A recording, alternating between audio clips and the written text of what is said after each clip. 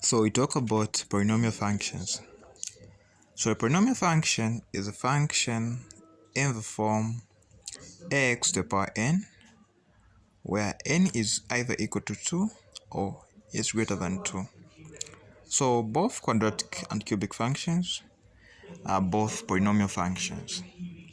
So our main focus is we're going to talk about the long division of polynomials, dividing the polynomial functions using synthetic method, then also determining the roots of a polynomial function, and factorization of a polynomial using various methods.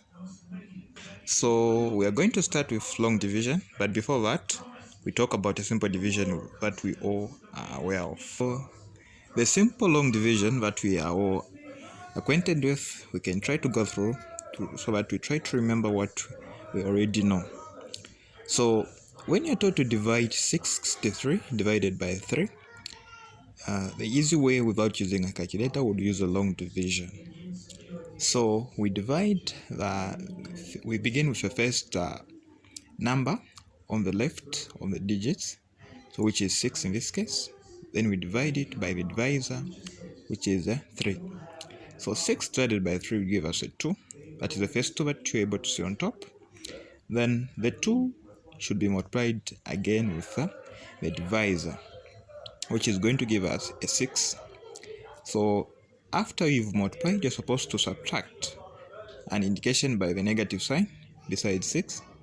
So 6 subtract 6 to give us a 0.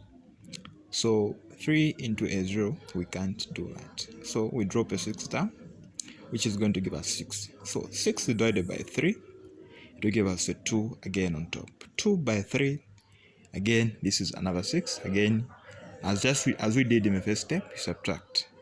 So yes, we drop a 3 again to give us 1. Yeah.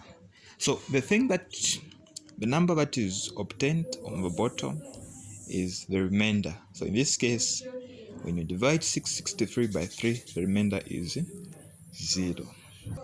So equally talking about long division of the polynomials, we use the same concept that we've learned from our earlier years in education. So 12x to the power 3 minus 6x squared plus 10 is the polynomial. And we are told to divide this polynomial by 2x plus 1.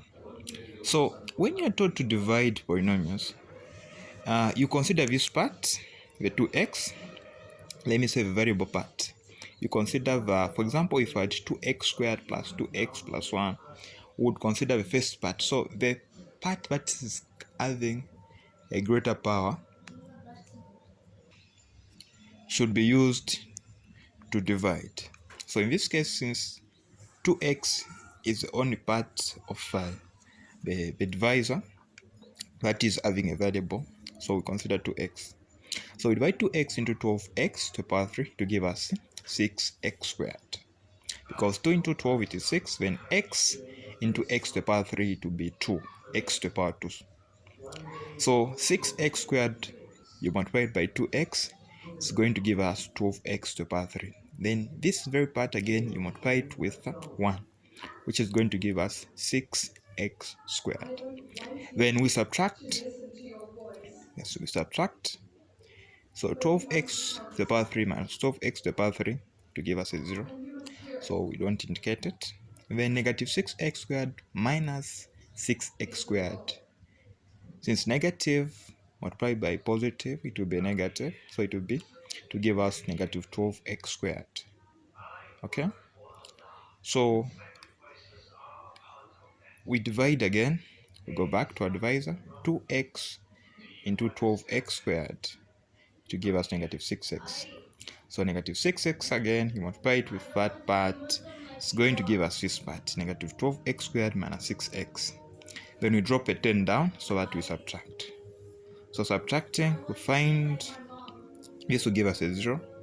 10 minus 6x. These are like terms, so it's very difficult for us to determine the answer in that case. That is why it is important to note that every time you are given the powers that are not decreasing in the order of counting, we should introduce a new term, just as we can see down here. So since we have the power 3, so the next power should be 2, the other power should be 1. So in this case, we didn't have that in the question, so we introduce a 0x, which of course does not change the function. So plus 10. So we continue from where we ended. So instead of adding a 10 there, that's what we have a 0x now in this case, which is 0x minus negative x, just going to be 6x. So we proceed again, divide 6x by the 2x to give us the 3 on top, then you multiply as we did previously.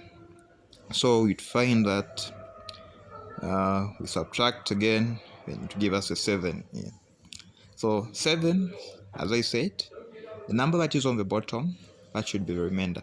And what is on top is the factor. So if you divide 12x minus 3 minus 6x squared plus 10x, or plus 10, the answer is what is on top, that is a factor.